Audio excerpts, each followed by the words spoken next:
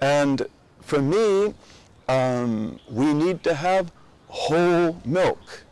We need to have the whole of the milk. The Sufis say you can't make butter except from whole milk. You have to have whole milk to make the butter.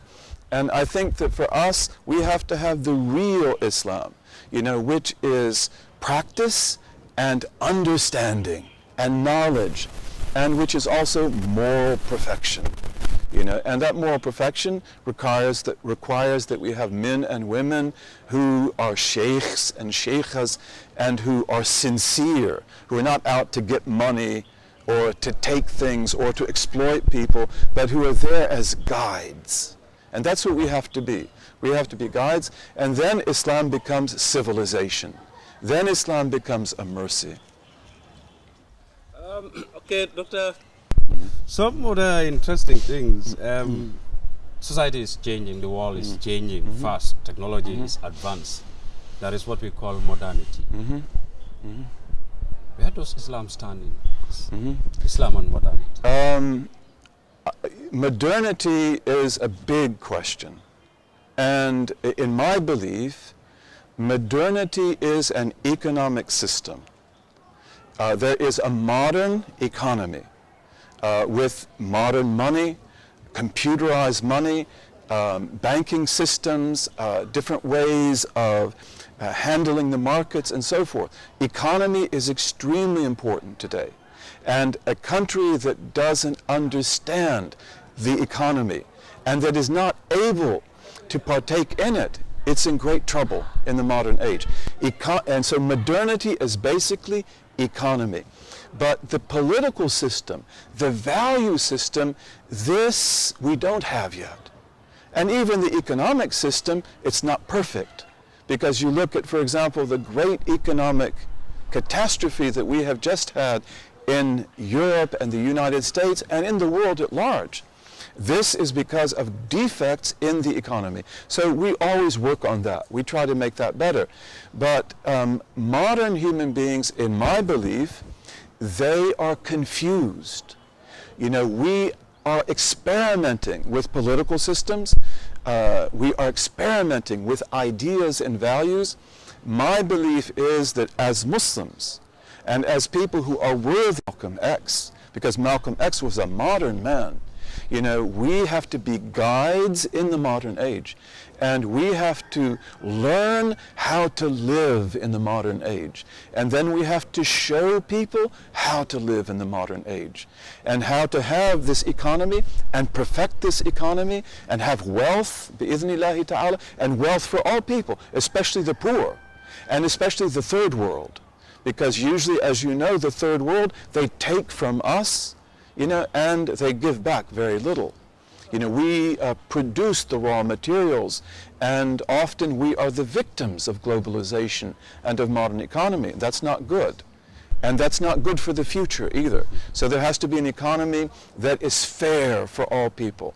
But to learn how to be a modern human being, I don't believe that anyone knows how to do that. Not the Europeans and not the Americans. The Americans, Europeans, and others, they do many things very well. And in general, in my belief, they are good people. But nevertheless, they are very confused about many things. And they have great problems. They have psychological problems, they have family problems, they have social problems, and they will be the first people to tell you that, and they're looking for answers. But I believe that Muslims should be a vanguard, and the vanguard is the one that explores, how do we live today? How do we live together, Jews, Muslims, Christians, in a just way?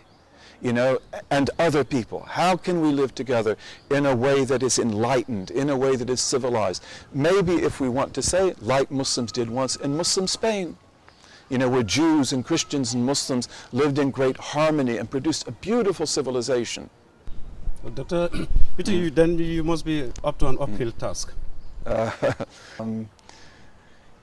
I would call it an awesome task. An awesome task.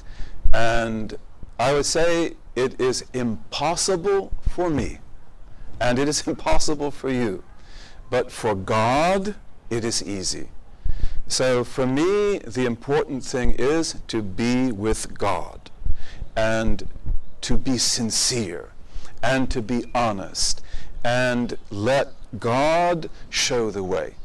So we work, we teach, we write, we help, we do whatever we can do, and insha'Allah, Allah will have mercy upon us, and God will show us the way, and God can perform miracles.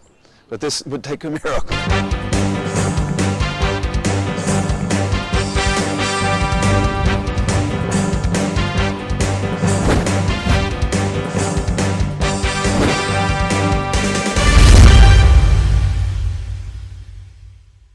Yeah, well, Doctor, looking at all this, let's talk about knowledge. The Quran is clearly stated. It has emphasized the need for knowledge. The search for it, go as far as sin or whatever it is. But then you look at knowledge per se from the context of modern education, institutions of learning, especially higher institutions of learning.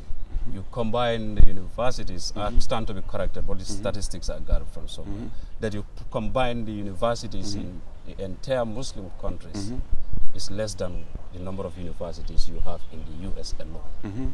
And the power of knowledge can never be overemphasized.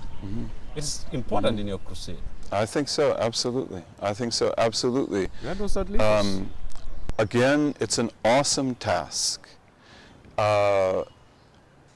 Islam, when I became a Muslim, I saw how great this religion is. And then I also saw how poor Muslims are. And in many cases, how little they know, and worse than that, how little they care. And this is very frustrating. And I used to say to myself that Islam is like a great palace with great lands around it and gardens. But present-day Muslims who inherited the religion, they left the palace alone. They let it turn into shambles. They let spiders come in and insects and wild animals, and they just lived in 1 or 2 rooms, and they didn't even keep those rooms clean. And the garden, they didn't take care of, so it became filled with scorpions and snakes, and it grew over, and it became like a jungle. So today, we have to reclaim the palace. We have to clean it up. We have to rebuild it. We have to get into the garden. We have to work. We have to get rid of the scorpions and the snakes. We have to make it beautiful and livable. And of course, we do that with work, and we do that with brothers and sisters. We need many people to help. On Saturday before the conference, you have cleaning day. And that's a beautiful thing. And you go out. We call it Operation Cleanliness. Operation Cleanliness. That's beautiful. And cleanliness is part of Iman, as the Prophet said, peace be upon him. And everybody has to go out to clean. This is a great thing to do. But we have to all take part in this. We have to all help each other. We have to learn. And I think that for me, this is exciting. Exciting. Again, whether I will see anything in my day or not, that doesn't matter. I will do the best I can do. Whether I succeed or not, that's not my business. I must do the best I can do. And God will make it succeed if He wills, if He wants to show mercy to me and to others. But I think it's exciting because for me, when I came to Islam, I had many questions. I told you about questions I had about the Trinity, and I had questions about God. And I wanted answers to the questions. And I had questions about other things, about history, about science. I had many questions. And I wanted answers to those questions. And when I came into Islam, I saw that if I go deeply in this religion, and if I truly learn it, I learn Arabic, I get into the Quran, I learn Hadith, then I'll find the answers.